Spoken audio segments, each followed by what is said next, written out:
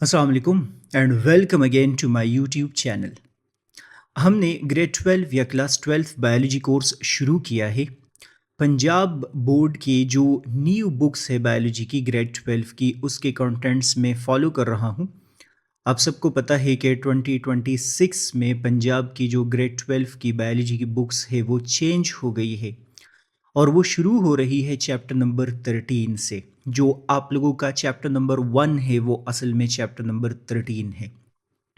जो आप लोगों का चैप्टर नंबर 13 या चैप्टर नंबर 1 है, इसका जो टाइटल है वो है thermo regulation and osmo regulation.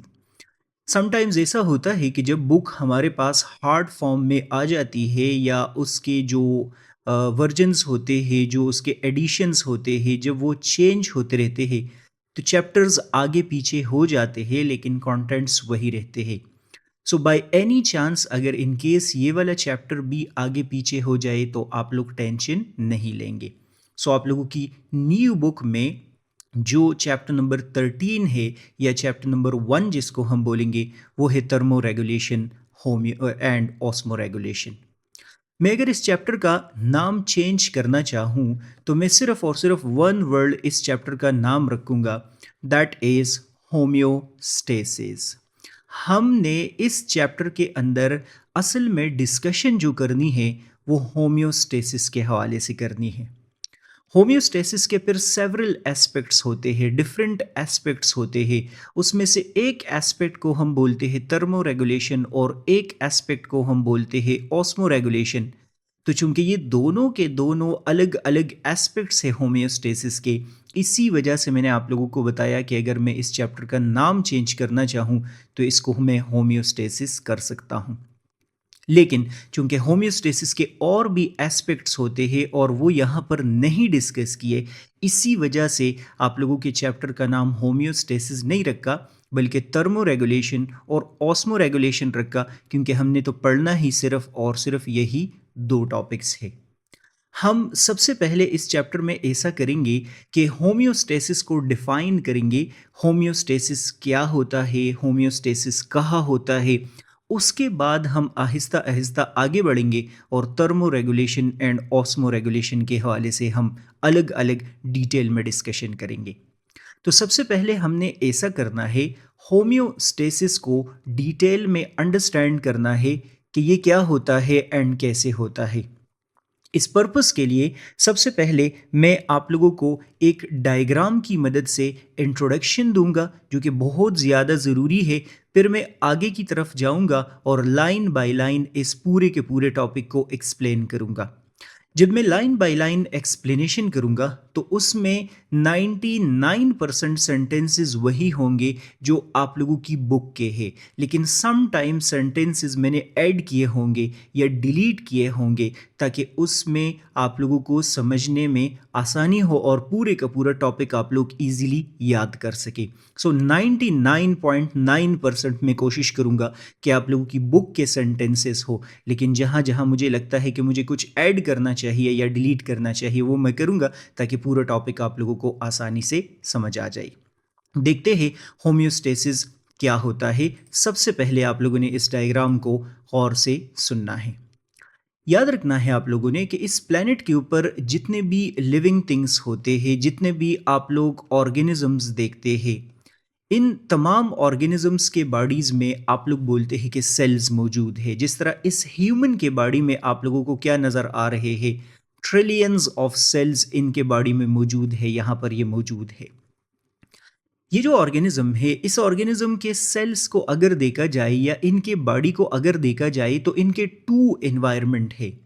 एक इनका एक्सटर्नल एनवायरनमेंट है जो आप लोगों को बाहर नज़र आ रहा है, और दूसरा इनके बॉडी का इंटरनल एनवायरनमेंट है जो कि आप लोगों को सेल्स के अराउंड ये जो स्पेस है ये नज़र आ रहा है, या ब्लड नज़र आ रहा है, या लिम्फ मौजूद होता है, वो होता है। सो मैं यहाँ पर बोल सकता हूँ कि हर ऑर्गेनिज्म के टू एनवायरनमेंट होते हैं। एक उसका एक्सटर्नल एनवायरनमेंट होता है जो कि हमेशा बॉडी से बाहर होता है, और एक उनका एक इंटरनल एनवायरनमेंट होता है जो उनके बॉडी के अंदर होता है, या सेल्स के आप लोग डिस्कस करेंगे कि अराउंड मौजूद होता है। एक्सटर्नल इन्वायरमेंट में आप लोग याद रखेंगे कि मुसलसल चेंजेस अकर होते रहते हैं। मुसलसल एक्सटर्नल इन्वायरमेंट हमारा चेंज होता रहता है। फॉर एग्ज़ाम्पल इस रूम के अंदर जो मैं बैठा हूँ, यहाँ का टेम्परेचर अलग है। अगर मैं बाहर लाउंज में जाता हूँ तो वहाँ का टेम्परेचर अलग हो जाएगा। बाहर मैं घर से निकलता हूँ तो वहाँ का टेम्परेचर अलग होगा, और अगर मैं किसी और एरिया के अंदर चला जाता हूँ तो वहाँ पर अलग टेम्परेचर होगा, और अगर और कंट्री में जाता हूँ तो वहाँ का टेम्परेचर अलग होगा। इसका मतलब हो गया कि एक्सटर्नल इन्वायरमेंट में चेंजेस आ रहे होते हैं। इस रूम के अंदर लाइट की इंटेंसिटी अलग है, बाहर लाउंज में अलग है, बाहर घर के लाइट की इंटेंसिटी अलग है, और अगर इवन मैं इधर बैठा भी रहूं इस रूम के अंदर फिर भी लाइट की इंटेंसिटी चेंज होती रहेगी। टेम्परेचर जो है वो चेंज होता रहता है। सो द पॉइंट इज के एक्सटर्नल इन्वायरमेंट के अंदर मुसलसल चेंजेस अगर होते हैं। अब ये जो चेंजेस है ये पता ही क्या कर रहे होते हैं, ये इस इंटरनल इन्वायरमेंट को इफ़ेक्ट करने की कोशिश कर रहे होते हैं, इन्फ्लुएंस करने की कोशिश कर रहे होते हैं। दूसरे अल्फाज में आप लोग डिस्कस करेंगे कि डिस्टर्ब करने की कोशिश कर रहे होते हैं। जाहिर सी बात है कि वो तो कोई दूर उससे नहीं है। अगर in case internal environment change हो गया या इंटरनल इन्वायरमेंट के अंदर कोई बहुत बड़ा इंस्टेंट चेंज आ गया, तो ये जो सेल्स है इन सेल्स को सरवाइव करने में प्रॉब्लम हो जाएगा। क्यों प्रॉब्लम हो जाएगा? क्योंकि उनका इंटरनल इन्वायरमेंट जो है, सेल्स के बाहर वाला जो इन्वायरमेंट है जिसको हम इंटरनल इन्वायरमेंट बोलते हैं, वो इंस्टेंटली चेंज हो जाएगा। और अगर चेंज हो गया तो ये जो आप लोगों को जितने भी सेल्स नज़र आ रहे हैं ये कैसे सर्वाइव करेंगे? यहाँ पर तो रिएक्शंस चल रहे हैं, यहाँ पर तो एक्सचेंज ऑफ सब्सटेंसेस चल रहे हैं, सब कुछ डिस्टर्ब हो जाएगा और ये ऑर्गेनिज्म के लिए प्रॉब्लम बन जाएगा। इसी वजह से यू नीड टू रिमेंबर कि जितने भी लिविंग थिंग्स होते हैं, जितने भी ऑर्गेनिजम्स होते हैं, वो हमेशा क्या कर रहे होते हैं, वो हमेशा इस इंटरनल इन्वायरमेंट का ख्याल रख रहे होते हैं। वो इस इंटरनल इन्वायरमेंट पे चेक रख रहे होते हैं कि ये चेंज ना हो, ये बैलेंस में रहे, ये कांस्टेंट रहे या एक्विलिब्रियम में रहे। इस फिनोमेना को, जिसमें organisms take care of this internal environment और एक्सटर्नल इन्वायरमेंट को इग्नोर कर देते हैं, लिविंग थिंग्स के इस कैरेक्टरिस्टिक को हम नाम देते हैं होम्योस्टेसिस। तो अगर इनकेस आज के बाद आपसे कोई पूछता है कि होम्योस्टेसिस क्या होता है, तो आप बोलेंगे कि ये ऑर्गेनिजम्स का एक कैरेक्टरिस्टिक होता है।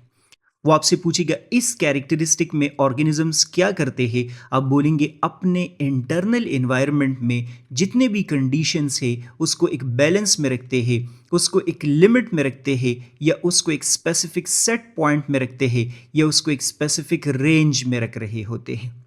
एग्जामिनर आपसे पूछेगा कि क्यों, आप बोलेंगे इस वजह से क्योंकि ये सेल्स जो है उस लिमिट के अंदर, सेट पॉइंट के अंदर एडजस्ट है, वो सर्वाइव कर रहे हैं।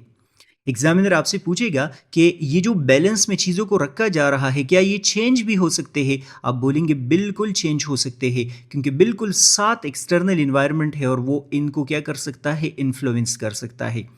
इसी वजह से यू नीड टू रिमेंबर कि this organism struggle 24/7 to maintain internal environmental condition despite changes in external environment. External environment में होता रहे, टेम्परेचर माइनस हो जाए, लेकिन ये वाला ऑर्गेनिज्म क्या करेगा, ये उसको 37 डिग्री सेल्सियस रखने की कोशिश करेगा। यहाँ पर आप लोग डिस्कस कर ले कि टेम्परेचर बहुत ज़्यादा हाई हो, ये ऑर्गेनिज्म हर वक्त कोशिश करेगा 37 डिग्री सेल्सियस टेम्परेचर रख के। So this ability of the living thing, जिसमें ये अपने इंटरनल इन्वायरमेंट में चीज़ों को बैलेंस में रखता है, चीज़ों को लिमिट में रखता है, इसको हम होम्योस्टेसिस बोलते हैं। इसके बहुत सारे एग्जाम्पल्स हैं जो कि अभी जाके हम बुक के अंदर देखते हैं। टेम्परेचर को मेंटेन किया जाता है, ब्लड प्रेशर को मेंटेन किया जाता है, पीएच को मेंटेन किया जाता है, CO2 कंसंट्रेशन, सब कुछ को बैलेंस में रखा जाता है, इसको बोलते हैं होम्योस्टेसिस। देखते हैं बुक में क्या लिखा है, क्या कैसे लिखा है, हमें पता कैसे चलता है इन चेंजेस का, फिर जब हम इसको करेक्ट कैसे करते हैं, ये पूरा चैप्टर के अंदर हम डिस्कस करते हैं। सो मैंने यहाँ पर फर्स्ट पॉइंट लिखा है, animals have two environment in their lives. an external environment in which the organism is situated and an internal environment in which the tissue lives. मैंने लिखा है कि हर ऑर्गेनिज्म की टू एनवायरनमेंट है. एक्सटर्नल एनवायरनमेंट उनका बाहर है, इंटरनल एनवायरनमेंट वो है जहाँ पर उनके सेल्स रह रहे हैं या जहाँ पर उनके टिश्यूज जो है वो सर्वाइव करके वहाँ पर रह रहे हैं.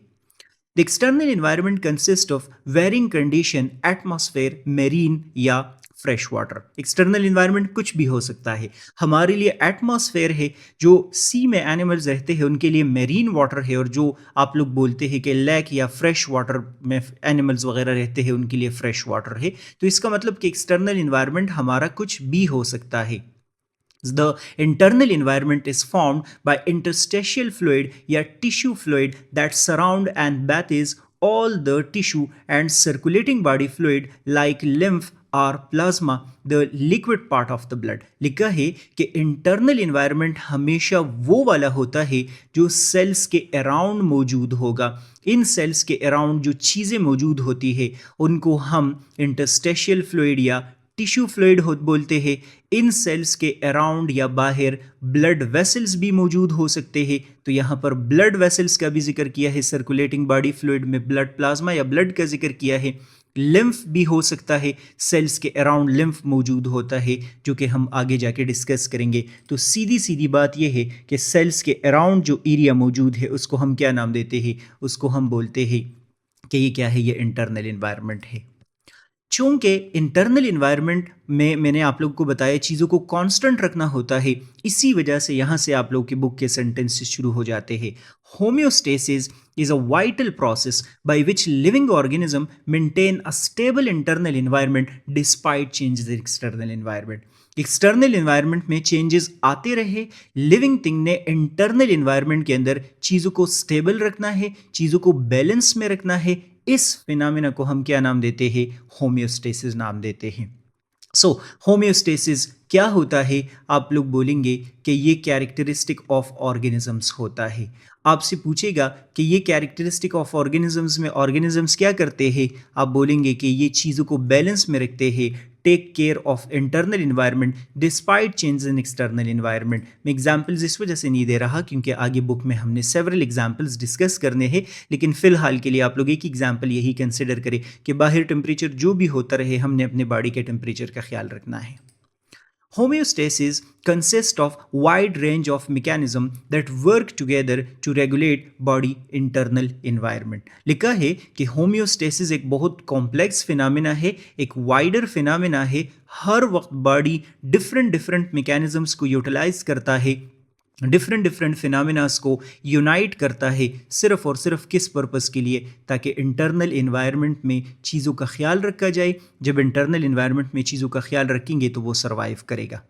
अब आप लोग बोलेंगे किस चीज़ की बात कर रहे हैं, तो मैंने बोला ब्लड प्रेशर हमेशा कांस्टेंट रखना पड़ता है, टेम्परेचर स्पेसिफिक रखना पड़ता है, पीएच स्पेसिफिक रखना पड़ता है, CO2 के अमाउंट का ब्लड के अंदर ख्याल रखना पड़ता है.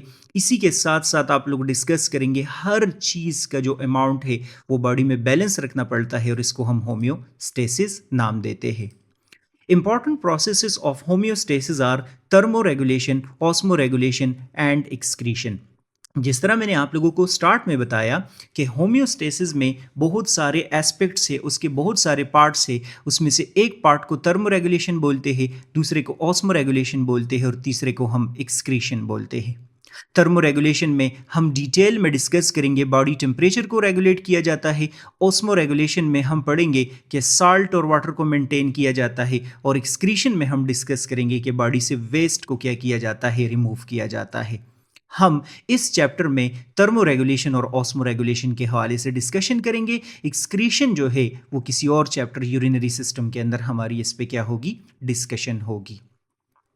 अब हमें ये तो समझ आ गई कि होम्योस्टेसिस ज़रूरी है, कांस्टेंट रखना, इंटरनल इन्वायरमेंट का ख्याल रखना जो है वो बहुत ज़्यादा ज़रूरी है.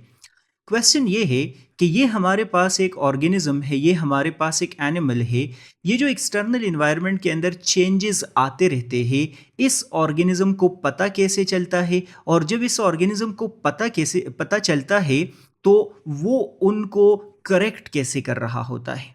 सो हमने थोड़ी देर के लिए जो डिस्कशन करनी है, this discussion is about basic mechanism of homeostasis. इस ऑर्गेनिज्म को अपने इन्वायरमेंट में चेंजेस का पता कैसे चलता है और जब पता चल जाता है तो उसको करेक्ट कैसे करता है, हमने ये बात करनी है बेसिक मैकेनिज्म ऑफ होम्योस्टेसिस में। Homeostasis is maintained through collaboration of three essential elements: the receptors, the control center, and the effector. Book के अंदर लिखा है कि ये जो बार बार आप बैलेंस की बात कर रहे हैं, सेट पॉइंट की बात कर रहे हैं या एक्विलिब्रियम की बात कर रहे हैं, इसको मेंटेन करने के लिए तीन चीजें एक दूसरे के साथ वर्क टुगेदर कर रहे होते हैं।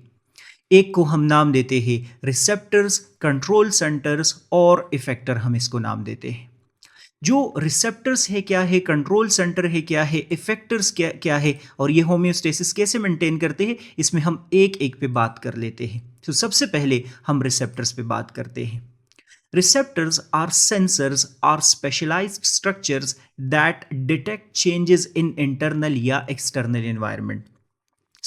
मैंने आप लोगों को बताया, चूंकि इस ऑर्गेनिज्म को एक्सटर्नल इन्वायरमेंट के अंदर जो चेंजेस अकर होते हैं वो डिस्टर्ब कर सकते हैं, इसी वजह से आप लोग डिस्कस करेंगे कि इस ऑर्गेनिज्म के बॉडी में उन चेंजेस को डिटेक्ट करने के लिए बाकायदा कुछ स्ट्रक्चर्स बन गई और उन स्ट्रक्चर्स को हम बोलते हैं रिसेप्टर्स।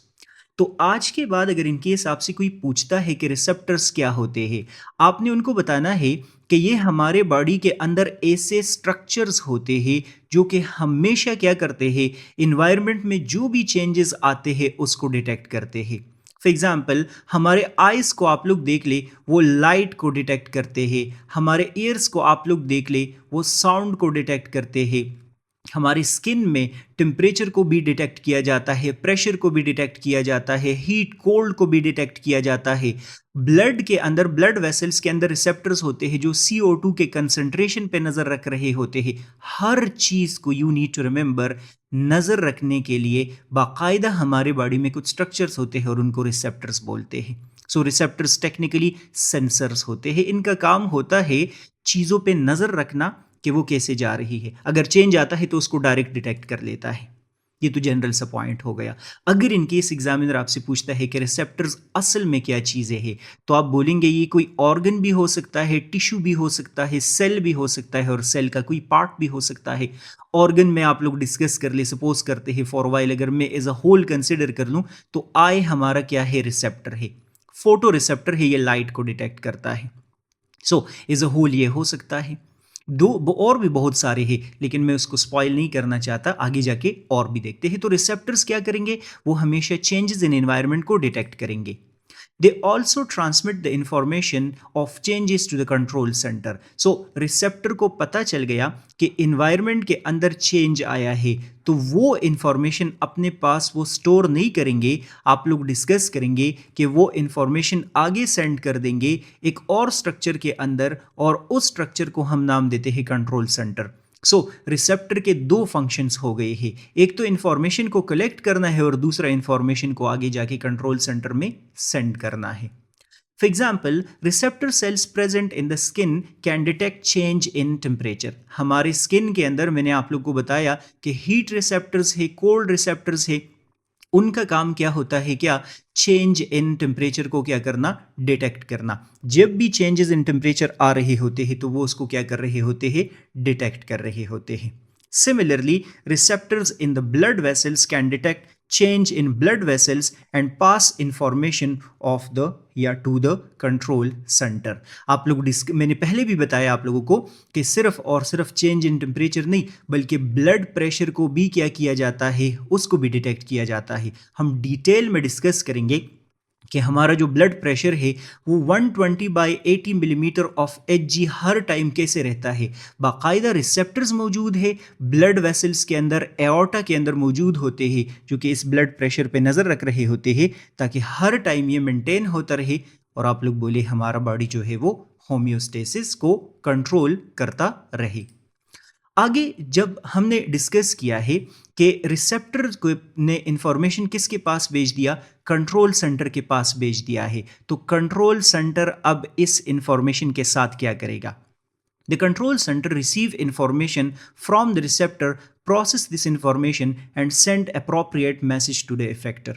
रिसेप्टर ने बोला कि बाहर लाइट चेंज जो है वो अकर हुआ है लाइट की इंटेंसिटी में, सीधे कंट्रोल सेंटर को मैसेज दिया। अब कंट्रोल सेंटर ने रिसेप्टर से जैसे ही इंफॉर्मेशन रिसीव किया तो अब ये इसको प्रोसेस करेगा या दूसरे अल्फाज में इसको एनालाइज करेगा, इसको चेक करेगा कि ये किस तरह का इंफॉर्मेशन है और किस इंटेंसिटी का इंफॉर्मेशन है। जैसे ही कंट्रोल सेंटर इस कंक्लूजन पे पहुंच जाएगा कि मुझे तो बड़ा क्विक रिस्पांस करना चाहिए, मुझे इस चीज़ को करेक्ट करना चाहिए, तो कंट्रोल सेंटर सीधे एक और स्ट्रक्चर के अंदर मैसेज पहुंचा देगा और उस स्ट्रक्चर को हम क्या नाम देते हैं, उसको हम नाम देते हैं इफेक्टर। इफेक्टर को इन्फॉर्म कर देगा कि अब इस चीज़ को इस चेंज को क्या कर दे, आप करेक्ट कर दे। मैं एग्जाम्पल दूंगा, टेंशन ना ले। These messages ensure that internal environment remain within a narrow range of set point. सो ये जो पूरे का पूरा मैकेनिज्म है, ये जो मैसेजेस ट्रेवल हो रहे हैं, इसका काम है कि होम्योस्टेसिस को मेंटेन किया जाता है। याद रखना है आप लोगों ने कि होम्योस्टेसिस में बिल्कुल फिक्स्ड चीज़ें नहीं रखी जाती। अगर इनकेस एग्जामिनर आपसे पूछता है, फिक्स्ड इन्वायरमेंट नहीं क्रिएट होता, बल्कि नैरो रेंज क्रिएट हो रहा होता है। 37 डिग्री सेल्सियस का मतलब हमेशा ये नहीं कि 37 ही होगा, बॉडी स्ट्रगल कर रहा होता है 37 to 39 degree Celsius temperature maintain करने में। तो हमेशा होम्योस्टेसिस में रेंज होता है, फिक्स नंबर कुछ भी नहीं होता। एग्जामिनर आपसे पूछेगा कि होम्योस्टेसिस में क्या फिक्स चीज़ों को रखा जाता है? नहीं, एक छोटा सा रेंज होता है, उस रेंज के अंदर उसको क्या किया जाता है, मेंटेन किया जाता है।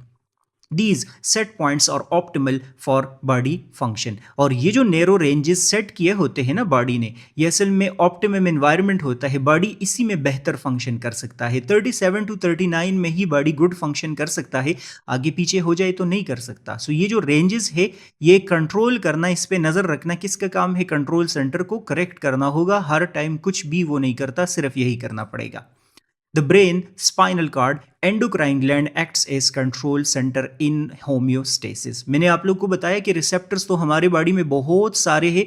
अब कंट्रोल सेंटर कौन सा है, तो हमारा ब्रेन कंट्रोल करता है इन चीज़ों को, स्पाइनल कॉर्ड कंट्रोल करता है इन एक्टिविटीज़ को, और ग्लैंड्स कंट्रोल करते हैं इन एक्टिविटीज़ को। दूसरे अल्फाज में आप लोग बोलेंगे कि नर्वस सिस्टम और एंडोक्राइन सिस्टम, ये तीन चीज़ें कॉमनली कंट्रोल सेंटर में आती है, और चीज़ें भी है लेकिन वो कम होती है। ये तीन मोस्ट इंपॉर्टेंट पार्ट्स है जो कंट्रोल सेंटर का हिस्सा है।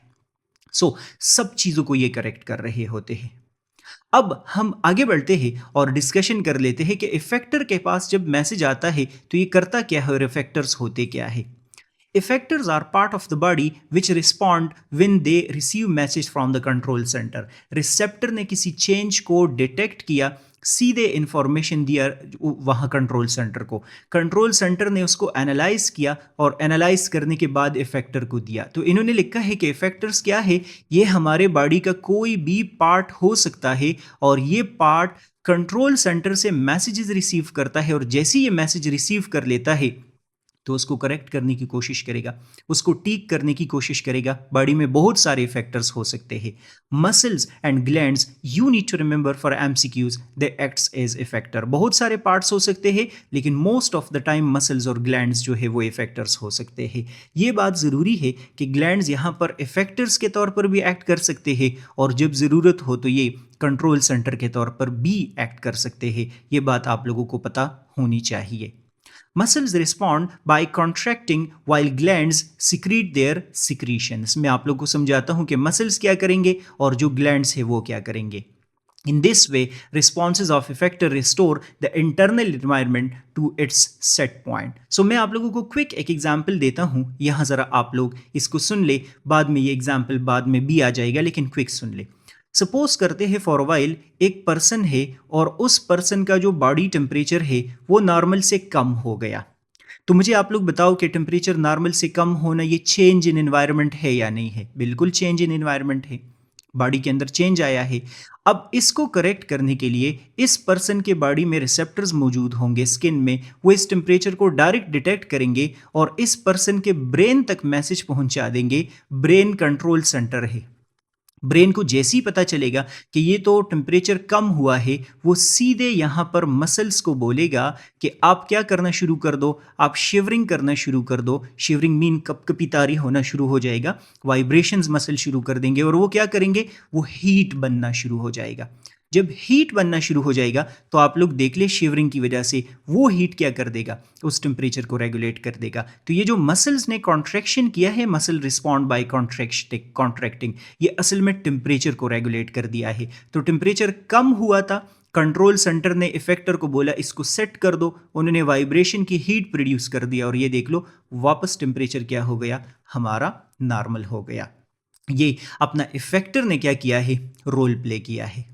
For example win body temperature drops below the set point, जब भी बॉडी टेम्परेचर नॉर्मल से कम हो जाता है, effectors in skin and muscle cause shivering and vasoconstriction. By chance ये सेंटेंस मैंने रीड ही नहीं किया था, वही एग्जाम्पल लिखा है कि जब भी बॉडी टेम्परेचर कम हो जाता है तो क्या होता है, ब्रेन को पता चलता है और वो इफेक्टर को बोलता है कि मसल्स को बोलता है कि आप शिवरिंग शुरू कर दो। शिवरिंग मीन के मसल्स वाइब्रेट करना शुरू कर देते हैं, कपकपी तारी होती है जिस तरह ठंड में होता है या जब भी हम किसी कोल्ड एरिया में जाते हैं। वैजो कॉन्स्ट्रक्शन का मतलब ब्लड वेसल्स नैरो हो जाएंगे ताकि हमारे बॉडी से हीट लॉस ना हो और बॉडी में हीट स्टोर हो, तो हमारा बॉडी टेम्परेचर क्या होगा, नॉर्मल होगा, रेगुलेट होगा। This response increase heat production and raises the body temperature to set point. इस शिवरिंग की वजह से और इस वैजो कॉन्स्ट्रक्शन की वजह से बॉडी टेम्परेचर सेट पॉइंट तक जाता है। सेट पॉइंट मीन कि वो जो नॉर्मल रेंज है उस नॉर्मल रेंज में जाता है और बॉडी टेम्परेचर रेगुलेट होता है। ये जितने भी पॉइंट्स मैंने आप लोग को बताए हैं, ये सारे तकरीबन आप लोग की बुक के हैं, तकरीबन पहले 3-4 लाइंस के अलावा, और बहुत नीट और अरेंज आसान अंदाज में, इसमें कोई मिस्टेक नहीं है। मसला है तो आप लोग मुझे कमेंट्स में भी बता दें, मुझे मैसेज भी कर सकते हैं, मेरे प्रोफाइल पे मेरा व्हाट्सएप नंबर भी है। क्वेश्चन भी आप लोग मेरे से पूछ सकते हैं, कोई वॉइस मैसेज में पूछ लिया करें, मैं रिस्पॉन्ड करूँगा जब जब मैं फ्री होता हूँ। बस लास्ट आप लोग ये डायग्राम ये वाला बना सकते हैं, बहुत ही सिंपल सा डायग्राम है, इसको 1 मिनट के लिए देख ले। डायग्राम बना दिया करें पेपर में, इसका बहुत अच्छा इम्पैक्ट होता है, एग्जामिनर इसके मार्क्स देने में ज़रा अच्छा वो फील करता है। सो आप लोग देख ले, ये आप लोगों को एक बार नज़र आ रहा है, बार बिल्कुल स्ट्रेट पड़ा है, आराम से स्ट्रेट पड़े रहने का मतलब है कि होम्योस्टेसिस है, सीधे रहने का मतलब होम्योस्टेसिस है। इंटरनल कंडीशन सब कुछ नॉर्मल, सब कुछ मज़े, हम हेल्दी है। लेकिन किसी रीजन की वजह से इम्बैलेंस अकर हो गया, चेंज अकर हो गया। चेंज आप लोग बोले कि या तो ज़्यादा हो गया या आप लोग बोल सकते हैं कि कुछ कम हो गया है, टेम्परेचर ज़्यादा या कम हो गया है। सो हमारे बॉडी के अंदर चेंज अकर हो गया है, इंटरनल इन्वायरमेंट में, सेल्स के अराउंड। ये जो चेंज अगर हुआ है, कौन इसको डिटेक्ट करेगा? सीधे इस चेंज को डिटेक्ट कर लेता है रिसेप्टर्स। रिसेप्टर्स कुछ भी हो सकते हैं। रिसेप्टर सीधे इंफॉर्मेशन सेंड कर देते हैं control centre brain, spinal cord, glands वगैरह, वहां तक मैसेज पहुंचा देते हैं। कंट्रोल सेंटर उसको एनालाइज कर देगा, उसको चेक कर देगा और मैसेज सीधे क्या कर देगा, वो इफेक्टर के पास भेज देगा। इफेक्टर मसल और ग्लैंड्स कुछ भी हो सकते हैं। इफेक्टर्स को जैसे ही कंट्रोल सेंटर से मैसेज आता है तो वो क्या करना शुरू कर देता है, वो डिफरेंट स्ट्रैटेजीज अडॉप्ट करना शुरू कर देता है और ये जो पूरे का पूरा चेंज अकर हुआ था ये वाला, इसको वापस सीधे कर दिया जाता है। तो चीज़ों को बैलेंस में रखा जाता है। मेरे ख्याल में कि इसमें कोई प्रॉब्लम नहीं होगा। मसला है तो मुझे आप लोग मैसेज भी कर सकते हैं, यहाँ भी कमेंट्स में मुझे पूछ सकते हैं। मैं पूरे का पूरा आपका कोर्स अपलोड करूँगा। लाइक सब्सक्राइब शेयर करेंगे तो मुझे इनकरेजमेंट मिलेगी और कोशिश कर लिया, कमेंट्स कर लिया करें ताकि मुझे थोड़ी सी मोटिवेशन मिले, तो फिर मैं सारे के सारे लेक्चर्स जो है वो अपलोड कर दूँगा। अभी अपनी क्लास के साथ, फैमिली मेम्बर्स के साथ, जितनी भी पूरी दुनिया में लोग हैं सबके साथ ये लेक्चर शेयर कर देंगे। नेक्स्ट वीडियो लेक्चर नंबर 2 आप लोग देखेंगे। गुड बाय, अल्लाह हाफिज़।